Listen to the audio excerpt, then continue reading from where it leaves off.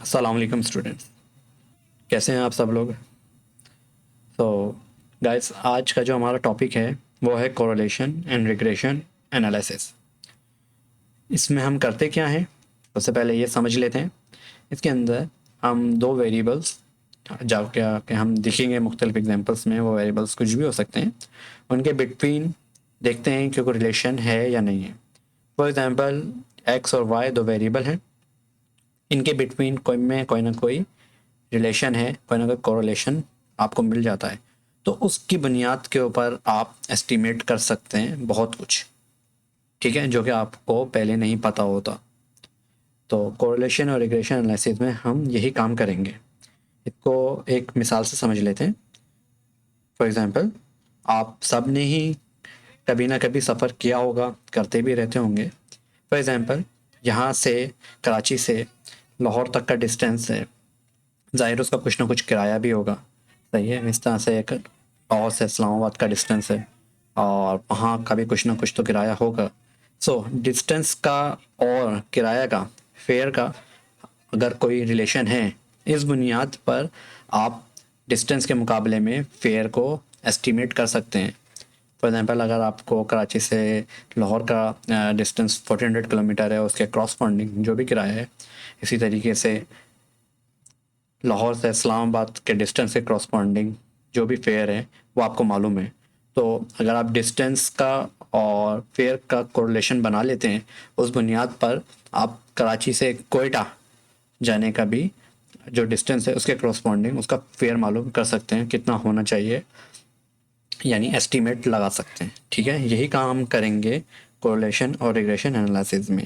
For example, अगर इस examples में देखें, इस एग्जांपल्स में हमारे पास जो डिस्टेंस जो है वो हमारे पास एक्स हो जाएगा और एयर फेयर जो है हमारे पास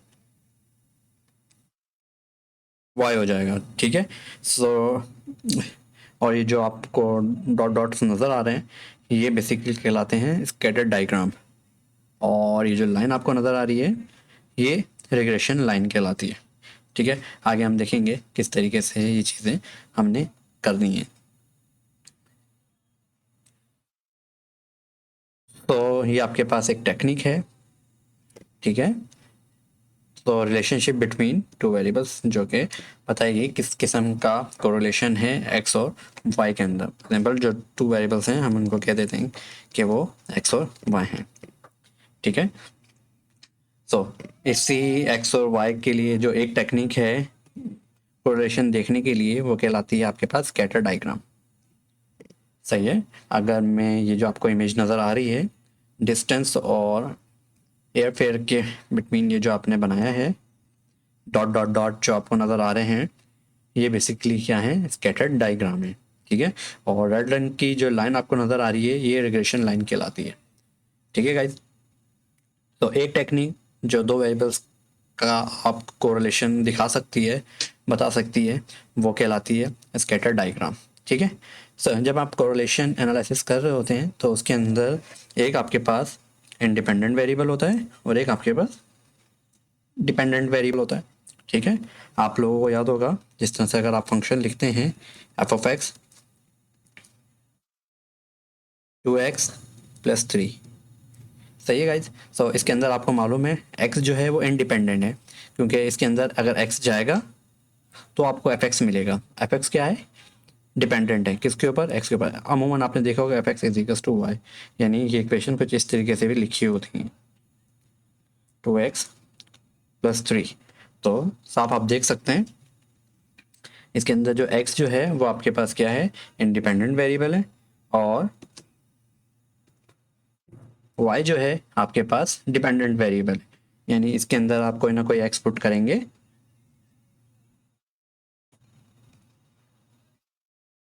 कोई ना कोई x इसके अंदर पुट होगा तो आपको कुछ ना कुछ y मिलेगा। तो जो चीज़ आप पुट कर रहे हैं वो इंडिपेंडेंट है, जो चीज़ आपको पुट करने के बाद आपको मिल रही है, जो आउटपुट आ रहा है, वो आपके पास क्या कहलाता है, डिपेंडेंट कहलाता है। ठीक है, ओके, इसके अंदर आपने करना क्या है, कंस्ट्रक्ट करना है scatter diagram of given data.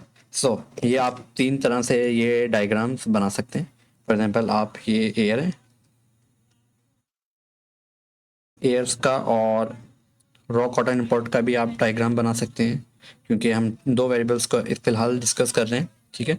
Air का और मैन्युफैक्चरिंग एक्सपोर्ट्स जो कॉटन की है उसकी भी आप स्कैटर डायग्राम बना सकते हैं, या फिर आप इन दोनों की भी स्कैटर डायग्राम बना सकते हैं, ठीक है। तो मैं ऐसा करता हूँ, ये जो डेटा रो डेटा है और कॉटन एक्सपोर्ट हुई है, इनके बिटवीन देखता हूँ कि कोई रिलेशन है या नहीं है, ठीक है।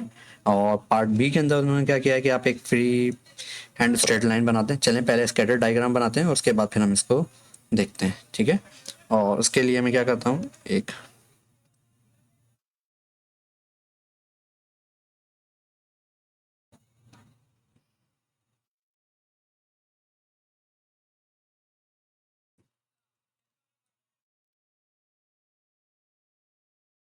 ओके।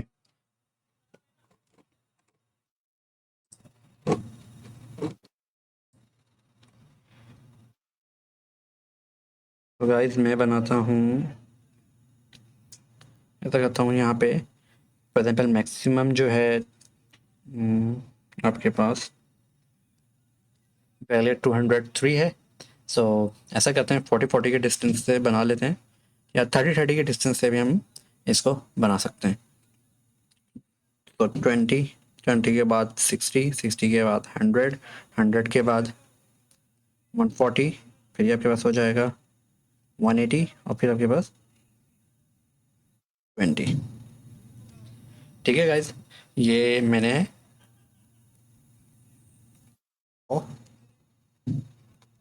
बटन इंपोर्ट करवाई,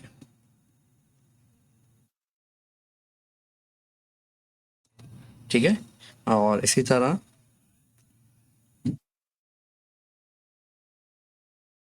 कॉटन एक्सपोर्ट,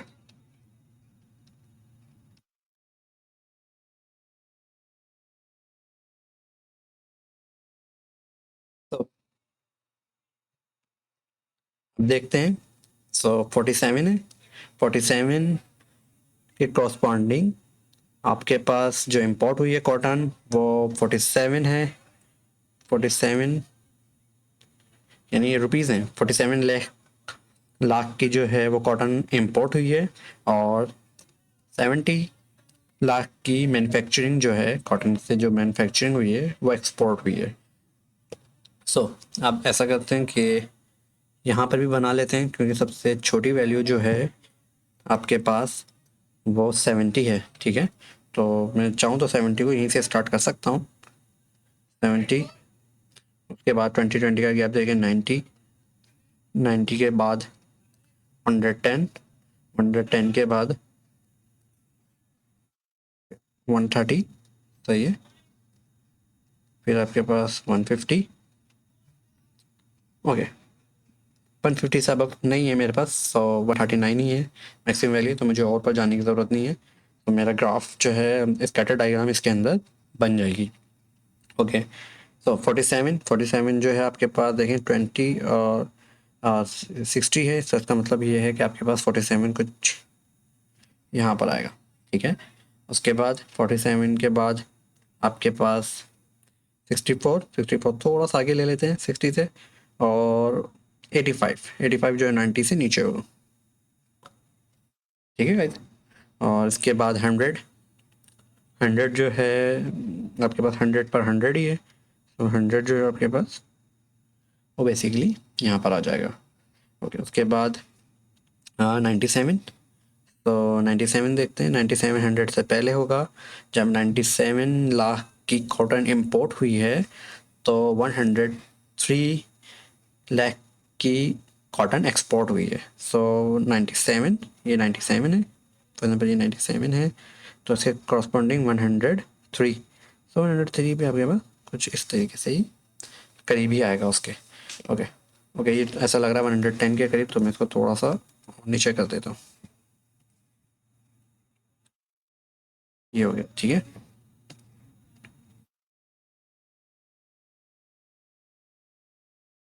तो अब आगे 126 लाख की जब कॉटन इंपोर्ट हुई है, सो 126 6, तो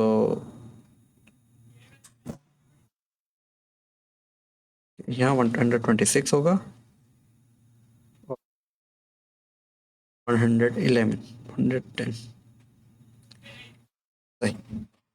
ओके, 203, 203 जो है वो आपके पास कुछ यहाँ पर आएगा, जो कि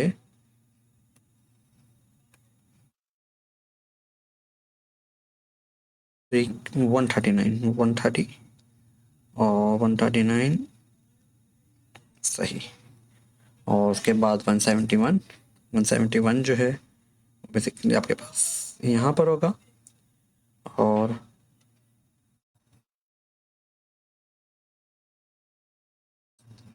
सही।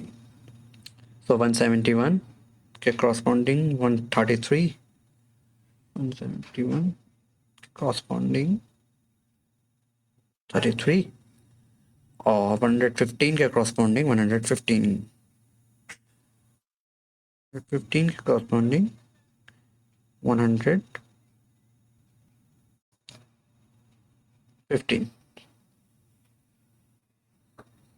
ठीक है गाइज, इस तरीके से आपने स्कैटर डायग्राम बना ली।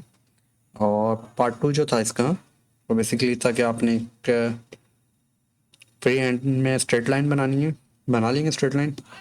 So you guys make multiple straight diagram. For example you can make like that, you may like that, you may like that।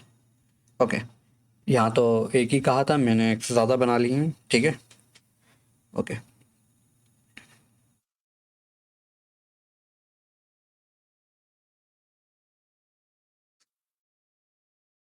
तो इस तरीके से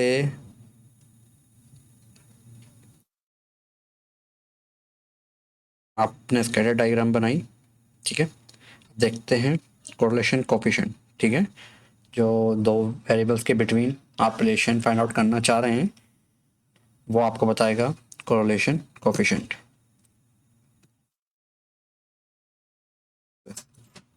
ठीक है। तो बेसिकली ये रिप्रेजेंट किया जाता है आर से, ये रिप्रेजेंट किया जाएगा आर से। सो यहाँ पर अगर आप देखें, आर आपके पास -1 है, यहाँ आप देखें तो आर +1 है। तो जो आपको दिख रहा है ये ट्रेंड, अगर ये अपवर्ड है तो आर पॉजिटिव होगा, अगर ट्रेंड आपके पास डाउनवर्ड है तो आर नेगेटिव होगा। इसका मतलब यही है कि अगर एक्स एक्सिस की वैल्यूज़ बढ़ती हैं, नेगेटिव का मतलब, तो वाई एक्सिस की वैल्यूज़ कम होंगी।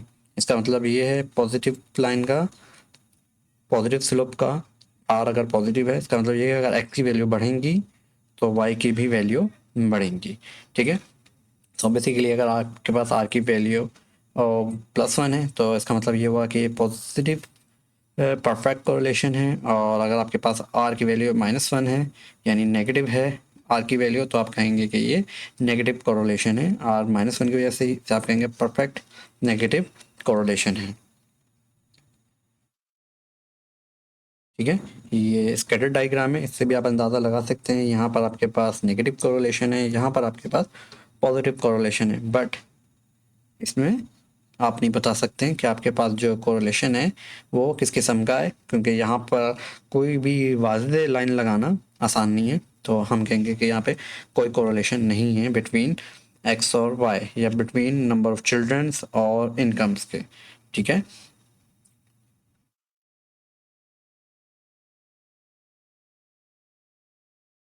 तो ओके, जिस तरह से आपने स्क्यूड में और कर्टोसिस के अंदर वैल्यूज़ याद की थी, इस तरह से आपको ये वैल्यूज़ भी मेमोराइज़ करनी है कि आर की क्या वैल्यू आपको एक्स और वाई के रिलेशनशिप के बारे में बता रही है। जो उनका कोरिलेशन कोफिशिएंट है आर, उसकी वैल्यू बताएगी कि एक्स और वाई के बिटवीन जो कोरिलेशन है वो किस किस्म का है। फॉर एग्ज़ाम्पल, अगर वैल्यूज़ पॉजिटिव साइड पर आएंगी, अगर वैल्यूज़ पॉजिटिव होंगी तो वो पॉजिटिव कोरिलेशन होगा, अगर वैल्यूज़ नेगेटिव होंगी तो वो नेगेटिव कोरिलेशन होगा, ठीक है गाइज। अब आते हैं कि परफेक्ट के ऊपर, वीक के ऊपर और मॉडरेट के ऊपर, ठीक है।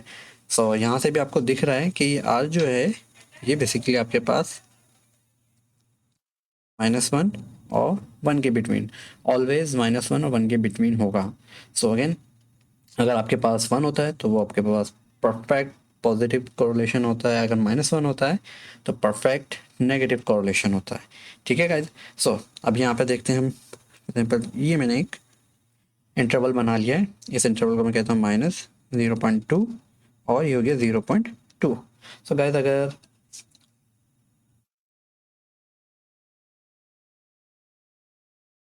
आपका आर की वैल्यू -0.2 और 0.2 के बिटवीन आती है तो आप कहते हैं कि ये नो कोरिलेशन, यानी अगर आपकी वैल्यू आर की वैल्यू 0 के अराउंड आ रही है, सही, चाहे पॉजिटिव साइड से चाहे नेगेटिव साइड से, तो आप कहते हैं कि एक्स और वाई के बिटवीन कोई कोरिलेशन नहीं है, या फिर आप ये कह सकते हैं कि ये वीक कोरिलेशन है। ठीक है, उसके बाद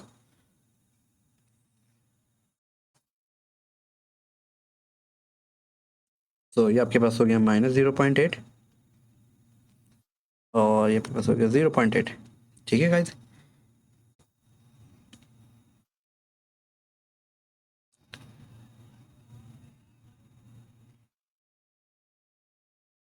तो गाइज अगर आपकी आर की वैल्यू इस इंटरवल से बिलोंग करती है, -0.8 से -0.2 और 0.2 से 0.8, सो आप कहेंगे कि आपका जो कोरिलेशन है एक्स और वाई के बिटवीन वो मॉडरेट है। ठीक है, डेफिनेटली अगर पॉजिटिव आता है तो आप कहेंगे पॉजिटिव मॉडरेट कोरिलेशन है, अगर नेगेटिव वैल्यूज आती हैं आर की तो आप कहेंगे कि नेगेटिव कोरिलेशन है, मॉडरेट कोरिलेशन। ठीक है, और उसके बाद अगर वैल्यूज़ जो हैं 1 के क्लोज होती हैं तो वो फिर आपके पास स्ट्रॉन्ग कोरिलेशन कहलाता है। ठीक है, अगर पॉजिटिव साइड से 1 के क्लोज होंगी तो वो पॉजिटिव स्ट्रॉन्ग कोरिलेशन कहलाएगा, अगर नेगेटिव साइड से होंगी तो वो नेगेटिव स्ट्रॉन्ग कोरिलेशन कहलाएगा। ठीक है, सो ये वैल्यूज़ जो हैं आप मेमोराइज कर लीजिएगा। ओके, अब आते हैं कि आर की वैल्यू जो है वो बेसिकली फाइंड आउट किस तरह से करनी है। ठीक है, ये सारी समरी जो मैंने ऊपर बताई है आप लोगों को वही यहाँ पर नोट्स के अंदर लिखी हुई है। ठीक है, तो गाइज वैसे तो आसान है, ये फार्मूला आप जो हैं इसको मेमोराइज कर सकते हैं। ठीक है, पर हम पूरे लिटरेचर के अंदर, पूरी वर्किंग के अंदर ये वाला फार्मूला यूज़ करेंगे। ठीक है, सो यहाँ पर एन जो होती है आपके पास ऑब्जर्वेशन होती है, समीशन ये प्रोडक्ट है एक्स वाई का, इसका सम है, एक्स का इंडिविजुअल वाई का इंडिविजुअल सम, यहाँ पर एक्स स्क्वायर फिर उसका सम। ठीक है, और ये तो एक्स का सम है, यहाँ पर वाई का स्क्वायर करना है पहले फिर उसका सम करना है। ठीक है, और ये वाई का सम है। ठीक है गाइज, तो अभी आपके पास क्वेश्चन है, the following samples of observation was randomly selected. ठीक है, determine the correlation of coefficient और interpret the relationship between X and Y. So कर लेते हैं।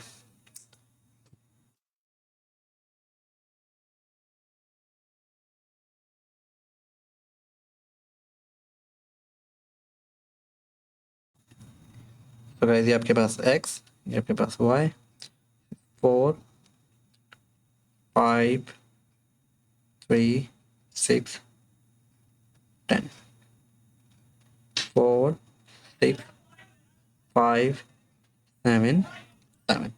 ठीक है गाइज, सो फॉर्मूले के हिसाब से मुझे क्या चाहिए, मुझे एक्स वाई चाहिए।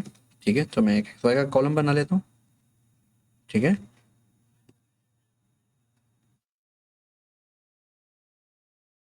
के बाद मुझे समीशन एक्स वो तो यहाँ से मिल ही जाएगा, समीशन वाई वो मुझे यहाँ से मिल जाएगा, एक्स स्क्वायर का समीशन और फिर वाई स्क्वायर का समीशन। सही है, तो यहाँ पर आपके पास हो जाएगा एक्स स्क्वायर का समीशन और फिर वाई स्क्वायर का समीशन।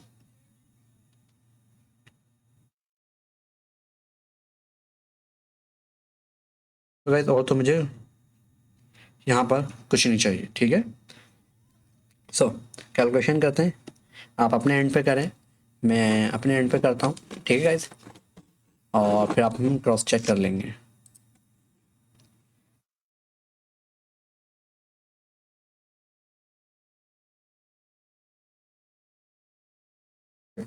तो ये फोर फोर क्या हो जाएगा 16, 6 5 30, 3 5 15, 6 7 42, दिस इज 70। ठीक है, ओके, सो समीशन एक्स स्क्वायर ये आपके पास हो जाएगा 16। ओके,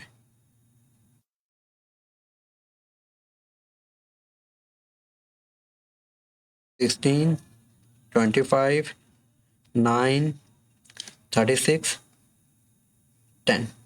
ठीक है गाइज, मैंने एक्स का जस्ट स्क्वायर किया। इसी तरह वाई का स्क्वायर 4 का स्क्वायर 16, 6 का स्क्वायर 36, 5 का स्क्वायर 25, 7 का स्क्वायर 49, 7 का स्क्वायर 49। ठीक है, अब मैंने कुछ नहीं करना है, जो वैल्यूज़ आई हैं वो निकाल के मैं इस फार्मूले के अंदर पुट करूँगा और आर आ जाएगा, और फिर उस आर से मैं अपना रिजल्ट जो है वो इंटरप्रेट कर सकता हूँ।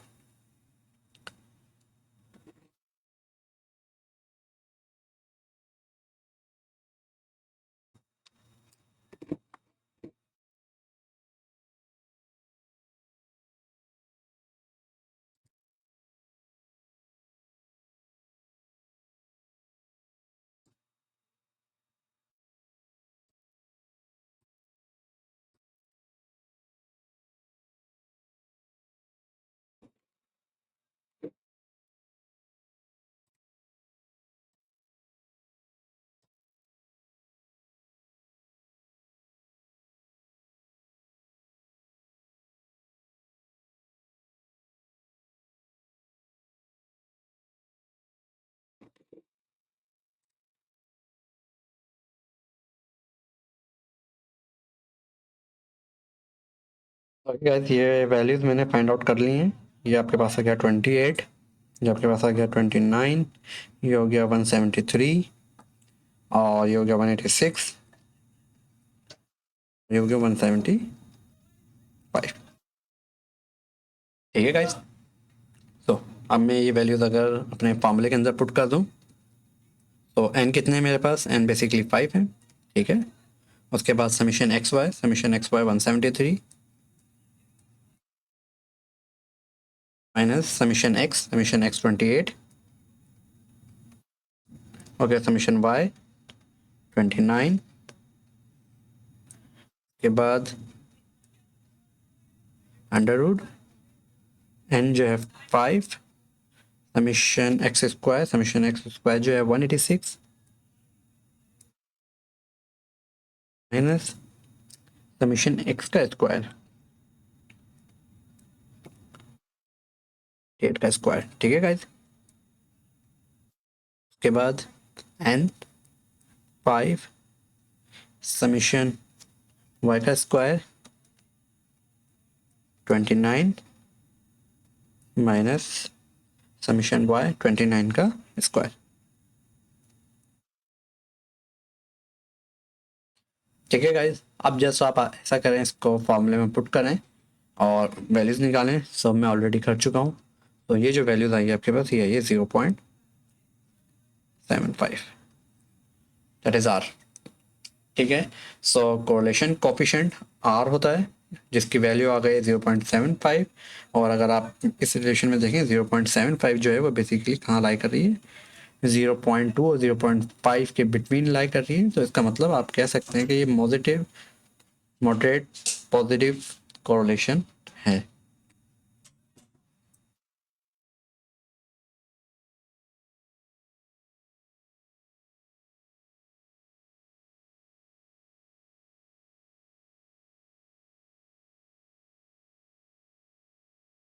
पॉजिटिव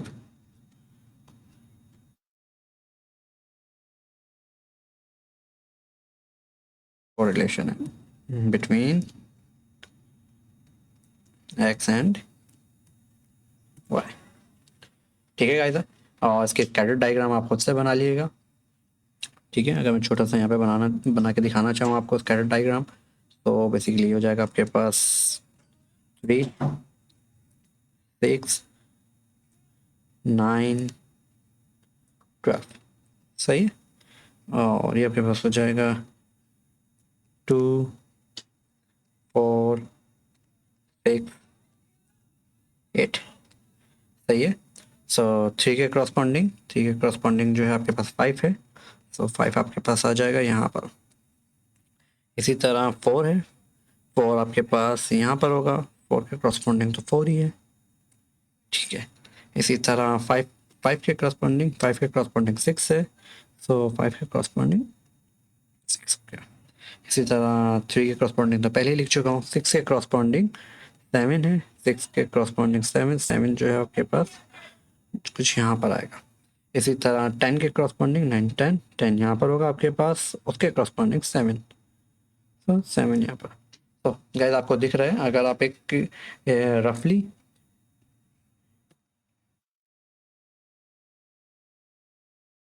लाइन बनाना चाहें तो कुछ इस तरह की लाइन आप बना सकते हैं। और स्कैटर डायग्राम से भी आपको आइडिया हो गया कि इनके बिटवीन अगर रिलेशन है तो वो पॉजिटिव है, क्योंकि ट्रेंड अपवर्ड जा रहा है, और अगर ये डाउनवर्ड जा रहा होता तो आप कहते हैं ये नेगेटिव कोरिलेटेड है। सही है।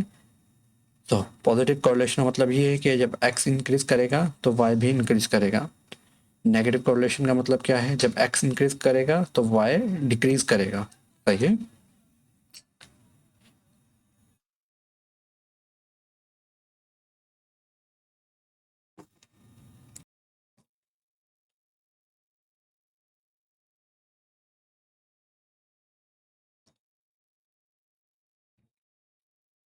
ओके गाइस, ये जो एग्जांपल है ये आप लोगों के लिए है। ठीक है, आप लोग इसे खुद से ट्राई करें।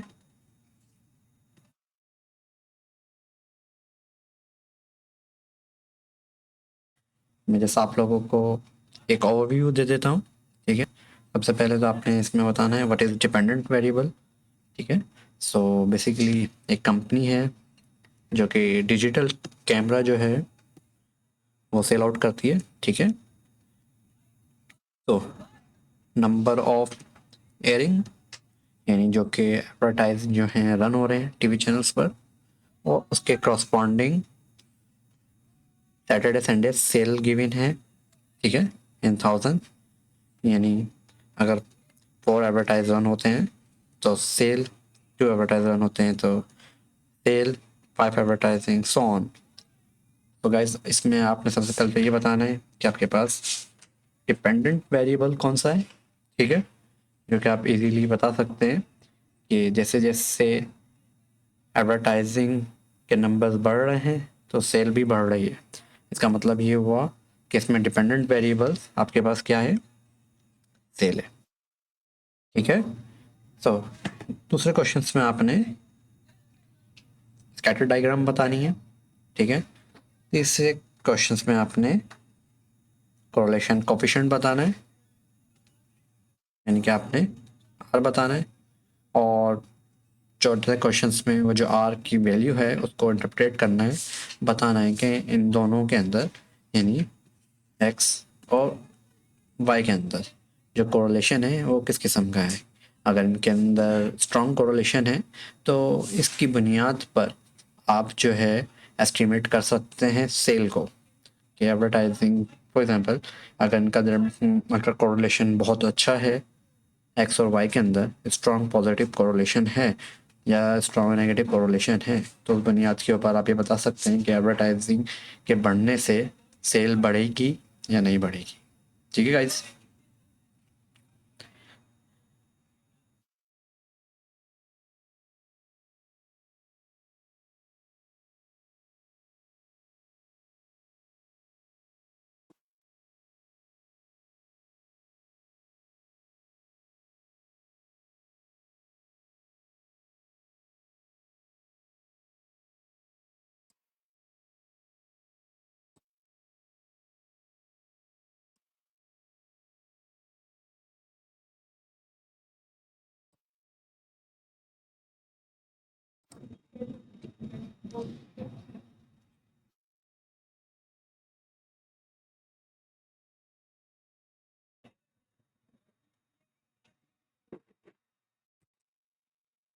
ठीक है गाइस, अब आते हैं रिग्रेशन एनालिसिस के ऊपर। ठीक है, रिग्रेशन एनालिसिस आपको बताएगा कि आप किस तरह से एस्टिमेट कर सकते हैं। ठीक है, अगर आपका कोरिलेशन एक्स और वाई के बिटवीन अच्छा है तो इस रिग्रेशन लाइन के थ्रू आप एस्टिमेट भी अच्छा लगा सकते हैं। तो गाइस रिग्रेशन एनालिसिस क्या होगा, सिंपल रिग्रेशन एनालिसिस आपके पास एक इक्वेशन होगी। ठीक है, जो कि एक्स और वाई के रिलेशनशिप को बता रही होगी, बहुत अच्छे तरीके से बता रही होगी, ठीक है। जिस तरह से आपको यहाँ पे दिख रहा है कि ये आपके पास स्कैटर्ड डायग्राम थी, इसके अंदर ये जो लाइन है आपके पास, ये रिग्रेशन लाइन है, ठीक है। अब क्वेश्चन ये आता है कि रिग्रेशन लाइन, यहाँ पर तो आप बहुत सारी लाइनें बना सकते हैं, तो बेस्ट लाइन कौन सी होगी? बेस्ट लाइन वही होगी जिसके क्लोज सबसे ज़्यादा ये जो स्कैटर्ड पॉइंट होते हैं ये होंगे, यानी ये सारे पॉइंट जिस लाइन के सबसे ज़्यादा क्लोज होंगे वो लाइन जो होगी बेस्ट लाइन होगी, ठीक है। उसका एक प्रोसीजर है, वो आगे हम देखेंगे कि हम किस तरह से फाइंड आउट कर सकते हैं। बट मैं आपको कुछ पुरानी चीज़ें याद दिलाना चाहता हूँ जो कि आपने कॉलेज में की होंगी, कि इक्वेशन को लिखते किस तरह से, क्योंकि ये लीनियर इक्वेशन है। रिग्रेशन इक्वेशन जो थी आपके पास लीनियर है, तो आप इसको लिखते हैं y = mx + c, ठीक है गाइज। तो यहाँ पे m जो होता है बेसिकली क्या होता है? स्लोप होता है, सही है। तो जिस तरह से आपके पास m स्लोप है, बट ये आप अगर आपको याद हो m जो है वो निकाला करते थे आप y2 - y1 divided by x2 - x1, और c यहाँ पे क्या होता था आपके पास? y इंटरसेप्ट हुआ करता था, ठीक है गाइज। बट यहाँ पर जो चीज़ आप देख रहे हैं कि यहाँ पे 2 पॉइंट्स तो है नहीं, यहाँ पे तो देखें कितने सारे पॉइंट्स हैं। इस डायग्राम में आपको मोर देन 10 पॉइंट्स नज़र आ सकते हैं।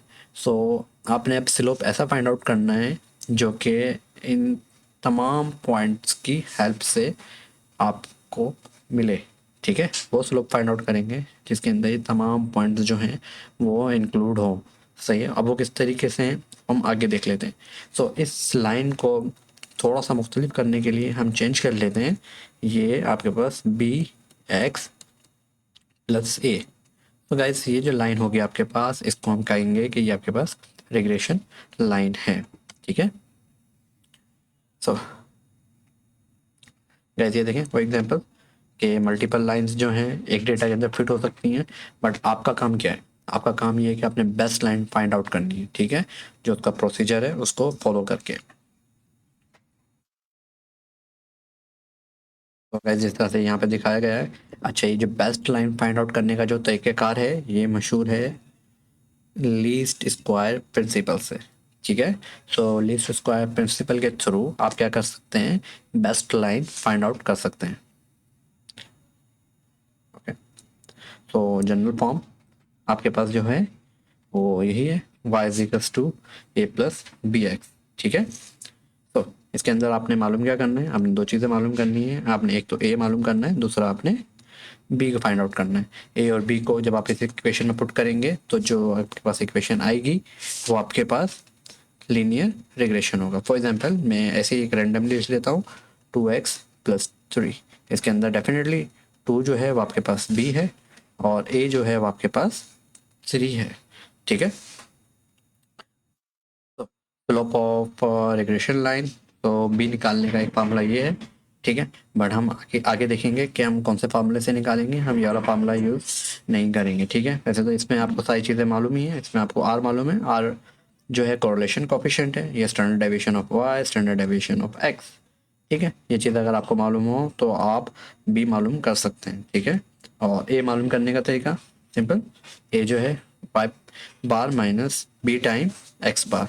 सो वाई बार आपको मालूम है, वाई क्या है? मीन है, क्या होगा? Summation Y divide by N, और एक्स मीन क्या हो जाएगा? Summation X divide by N, ठीक है गाइज। सो इस तरीके से आप ए भी फाइंड आउट कर सकते हैं। सो हम जिस फार्मूले से यूज़ करेंगे वो है ये फार्मूला। उसका रीज़न यही है क्योंकि इसके अंदर फार्मूले में जो चीज़ें यूज़ हो रही हैं वो आप ऑलरेडी कोरिलेशन कोफिशिएंट्स के अंदर फाइंड आउट कर चुके हैं। फॉर एग्जांपल आप फाइंड आउट कर चुके हैं X Y, summation X summation Y, और एक्स स्क्वायर समीशन एक्स, ठीक है। सारी चीज़ें जो है कोरिलेशन कोफिशिएंट्स के अंदर फाइंड आउट कर चुके हैं। तो आपने जस्ट इसके अंदर पुट करना है और आपको क्या मिल जाएगा? बी मिल जाएगा, ठीक है। तो जिस तरह से ये क्वेश्चन है ये मैंने पहले भी किया है। किसमें किया है? मैंने कोरिलेशन कोफिशिएंट फाइंड आउट करने के लिए मैंने यही डेटा यूज़ किया था। सो अब भी फाइंड आउट करने के लिए भी मैं वही डेटा जो है यूज़ कर लेता हूँ, और फिर देखते हैं इसके अंदर रिग्रेशन लाइन क्या आएगी। रिग्रेशन लाइन के लिए रिग्रेशन लाइन होती क्या है? बेसिकली आपके पास रिग्रेशन लाइन होती है y = x plus A, this is regression line. तो इसके लिए सबसे पहले मुझे क्या मालूम करना है, बी का फार्मूला मैं ऊपर दिखा चुका हूँ आप लोगों को, फिर से लिख लेते हैं। N time summation X Y minus summation X N Y divided by time summation X square minus summation square. ठीक है गाइस, तो जो वैल्यूज फाइंड आउट हुई हैं वो मैं लिख लेता हूँ। दिस इज 5 और summation X Y. Okay, let me check. हमने पीछे से जो फाइंड आउट की है वैल्यू,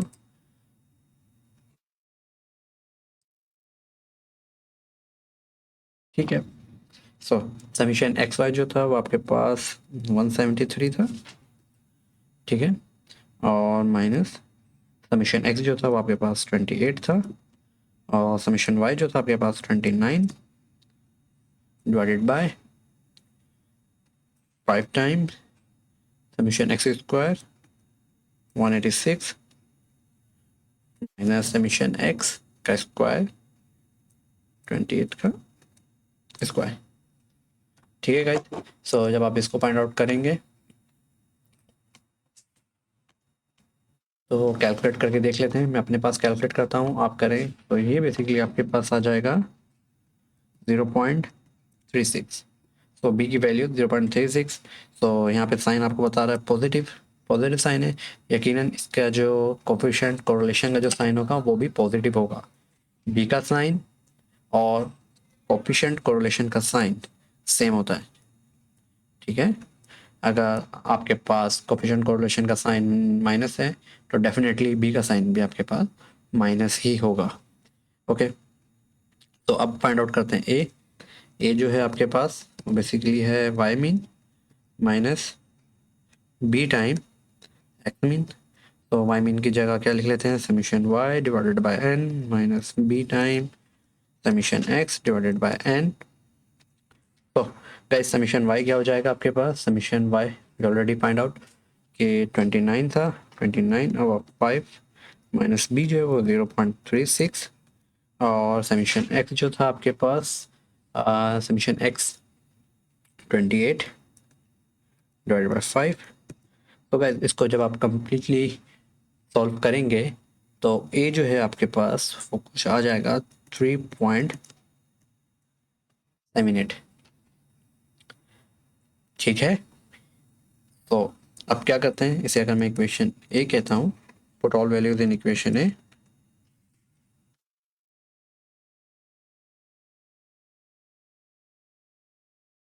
में रखने से आपके पास हो जाएगा y is equals to B आपके पास है 0.36 x प्लस 3.78। गैस ये लाइन जो आई है आपके पास रोटेशन लाइन है, ठीक है। पार्ट ए का आपके पास आंसर आ गया है।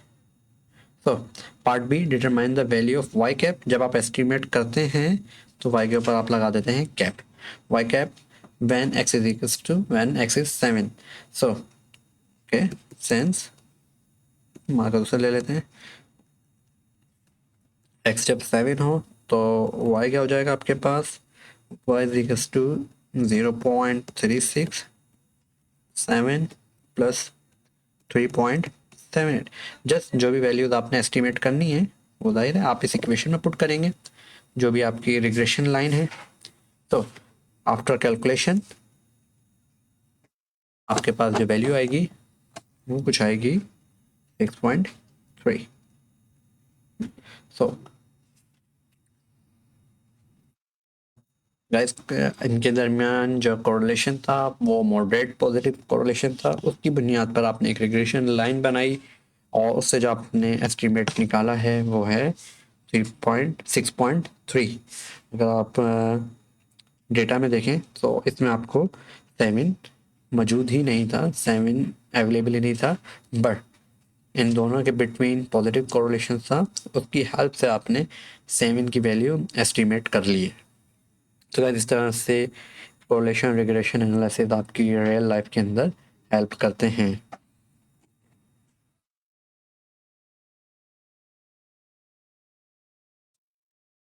अगेन वही क्वेश्चन जो आपने मेरा ख्याल है लास्ट टाइम किया है, बट मेरे ख्याल से डिफरेंट है। तो एडवर्टाइजिंग एक्सपेंस हैं, जो भी कोई कंपनी है उनके जुलाई अगस्त सितंबर अक्टूबर की एडवर्टाइजिंग एक्सपेंस है और उसके करस्पॉन्डिंग आपको सेल भी गिवन है। अगेन आप पहला क्वेश्चन आपसे ये पूछ सकता हूँ मैं कि इसके अंदर बताएं डिपेंडेंट और इंडिपेंडेंट वेरिएबल्स क्या हैं। तो डेफिनेटली एडवर्टाइजिंग एक्स हो जाएगा और रेवेन्यू या सेल जो है आपके पास वाई हो जाएगा। ठीक है, okay. Determine the regression equation, so आपने मालूम करना है Y is equals to B X plus A. B का फार्मूला लगाएं, ए का फार्मूला लगाएं, ठीक है, और फाइंड आउट कर लें। फिर interpret the value of A and B, जो बी की वैल्यू होगी वही जो है पॉजिटिव स्लोप होगा। ठीक है, सो उसे आप बता सकते हैं कि किस तरह का रिलेशनशिप है। और estimate the sale value 3 million is spends on advertising. अगर 3 मिलियन खर्च किए जाएँ एडवर्टाइजिंग के ऊपर तो सेल रेवेन्यू क्या होगा बेसिकली। तो मेरा ख्याल है इसका आसान सा जवाब है, वैसे आप कीजिएगा इसको। इसका जवाब जो है आपके पास 80 आएगा, क्योंकि ये तो डेटा में गिवन ही है आपके पास। अगर 3 मिलियन में आप लोग इसके ऊपर एक्सपेंड करते हैं एडवर्टाइजिंग के ऊपर, तो सेल रेवेन्यू जो है वो आपके पास अराउंड 8 मिलियन होगा। ऐसा कीजिएगा, इसको थोड़ा चेंज कीजिएगा सवाल को, और आप जो हैं 5 मिलियन कर लीजिए। अगर 5 मिलियन एडवर्टाइज के ऊपर स्पेंड हों तो फिर सेल रेवेन्यू क्या होगा। ठीक है गाइस, सो कोरिलेशन रिग्रेशन का जो है आसान टॉपिक है। फॉर्मूले आपने देख लिए और कुछ प्रैक्टिस भी की है आपने साथ ही। ठीक है, और इसके मज़ीद क्वेश्चंस करें और जो फिर प्रॉब्लम्स आए तो आप लोग मुझसे डिस्कस कर सकते हैं। ठीक है गाइस, अब मैं आप लोगों को कैलकुलेटर थोड़ा सा यूज़ करना बताऊंगा, क्योंकि ये आपकी काफ़ी हेल्प करेगा कैलकुलेटर वेरीफाई करने में आंसर। और कहीं पर आपने सम गलत किया हुआ है तो वहाँ पर भी आपको ऑलमोस्ट ये आपकी हेल्प आउट कर देगा। तो हम जाते हैं जो कि हमने कैलकुलेशन की हैं अपनी।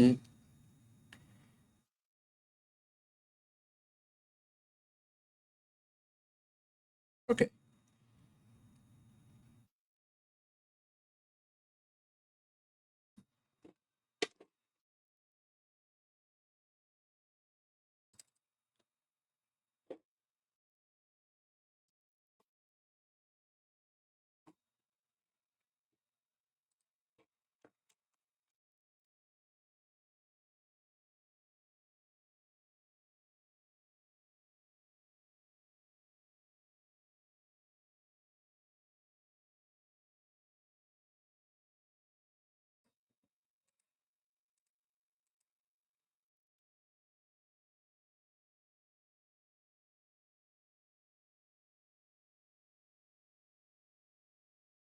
ठीक है गाइस, ये कैलकुलेशंस थी हमारे पास।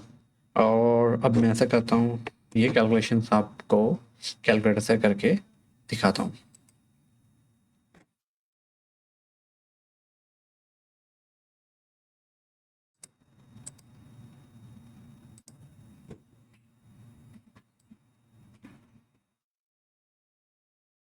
ओके, मेरा ख्याल है कैलकुलेटर आप लोगों को नज़र आ रहा होगा।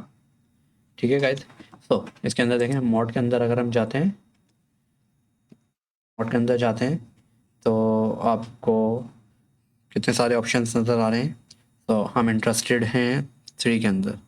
सो 3 में बेसिकली आपके पास स्टैट्स है, स्टैट्स के अंदर चले गए। यहाँ पर गाइस आपको 1 2 3 4 अगर आप देख रहे हैं तो इसके अंदर देखें नंबर 2 जो है वो आपकी कोई जानी पहचानी इक्वेशन नज़र आ रही है, ए प्लस बी एक्स। अभी आप लोगों ने देखा है ये आपके पास रिग्रेशन लाइन है। ठीक है, तो आपने 2 के ऊपर क्लिक कर दिया। अब अगर आपने 2 के ऊपर क्लिक किया है तो हम देखेंगे, एक मिनट गाइस। ओके,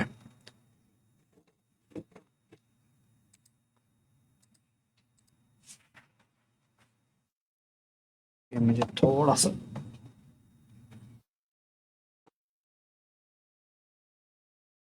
ठीक है। सो गाइस मैं इसमें डेटा पुट करूँ, डेटा क्या था आपके पास, 4 is equals to 5 is equals to 3 is equals to 6 is equals to 10। ठीक है गाइज। उसके बाद आपके पास 4 is equals to 6 is equals to 5 is equals to 7 is equals to 7। Okay guys, मैंने एक्स और वाई की वैल्यू पुट कर दी है। अब मैं क्या करता हूँ, शिफ्ट करके एस टी ओ, ठीक है, आर सी एल के ऊपर देखें एस टी ओ लिखा, उसका मतलब ये कि मैंने वैल्यूज़ स्टोर कर दी हैं। अब मैं ऑन का बटन दबा सकता हूँ एफ का, ठीक है। अगर आप यहाँ पे देखें तो यहाँ पे स्टेट्स लिखा हुआ आ रहा है, यानी इसका मतलब ये है कि आप स्टेट मोड के अंदर मौजूद हैं। और आप अगर आप 1 के ऊपर देखें तो देखें आपको क्या नज़र आ रहा है, आपको स्टेट्स नज़र आ रहा है। तो इसका मतलब जाके शिफ्ट करके 1 जाएंगे तो आप स्टेट्स आ जाएगा। अब आप किस चीज़ में इंटरेस्टेड हैं, आप सबसे पहले तो सम के अंदर इंटरेस्टेड हैं, ठीक है। तो सम आपके पास है 3, तो हम चलेंगे 3 के ऊपर। गाइस ये देखें, ठीक है, जो जो चीज़ें आपको रिक्वायर्ड थी इसमें आपको मिल जाएंगी। फॉर एग्जांपल सबसे पहले समीशन एक्स है, एक्स चाहिए, तो समीशन एक्स जो है वो आपके पास 2 के ऊपर अवेलेबल है। आपने 2 किया इज टू, देखिए 28 आया, ठीक है। इसी तरह दोबारा से मैं जाऊँगा चिप्स, ओके 3 में जाएंगे। ओके, अब मुझे चाहिए समीशन एक्स वाई का सम। एक्स वाई का सम आपको देखें वो है आपके पास 5 के ऊपर, तो 5 का क्लिक किया आपने, इज टू दबाया 173, ठीक है। इसी तरह पे शिफ्ट 1 पे गए, आपको एक्स स्क्वायर का सम चाहिए। एक्स स्क्वायर का सम 1 के ऊपर है, देखें 1 के ऊपर आपको एक्स स्क्वायर नज़र आ रहा है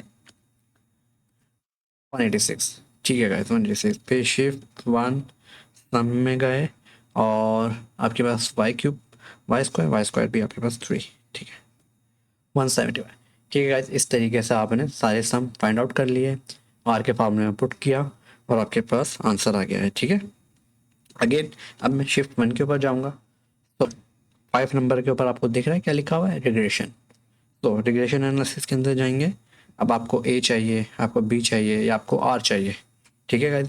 सो सबसे पहले मैं आर मालूम कर लेता हूँ, क्योंकि मैंने इस क्वेश्चन के अंदर आर ही मालूम किया हुआ है, ठीक है, जो लास्ट क्वेश्चन मैंने आपको स्क्रीन पे दिखाया था। सो ये हो गया 170, ओके 0.75। आप वेरीफाई कीजिएगा, ये आपके पास 0.75 ही आंसर आया था, ठीक है। अभी इस क्वेश्चन का ही हमने ए और बी मालूम किया है, यानी रिग्रेशन लाइन के जो हमें 2 चीज़ें चाहिए होती हैं ए और बी, वो मालूम की हैं। तो अब देखते हैं ए क्या था मेरे पास, बी क्या आया था, इसका 0.36 था। तो करके देखते हैं, ये देखें 0.36, ठीक है। और ए क्या आया था मेरे पास, कुछ 3 टाइम्स कुछ था, 3 प्लस कुछ था, सो 5 के अंदर गए, हमने ए फाइंड आउट किया, ये देखें 3.76, ठीक है। सो गाइज इसके अंदर जो आपने प्रिडिक्ट कर सकते हैं, प्रिडिक्ट करने के लिए मेरे ख्याल से x7 गिवन था, तो आपको क्या था, ओके यहाँ पे किस तरह से करना है, ये हो सकता है 6.30। गाइज ये देखें किस तरीके से आपने फाइंड आउट कर लिया है कि हमारा यही आंसर आया था 6.30 when x is equals to 7। तो इस तरीके से आप जो है कैलकुलेटर की हेल्प से अपने सारे आंसर जो हैं वेरीफाई कर सकते हैं। इसकी प्रैक्टिस कर लीजिएगा, और अगर आप फिर भी इसके अंदर प्रॉब्लम आए तो आप मुझसे डिस्कस कर सकते हैं, ठीक है गाइज। आज की क्लास यहीं तक रखते हैं, फिर आप लोगों से मुलाकात होगी।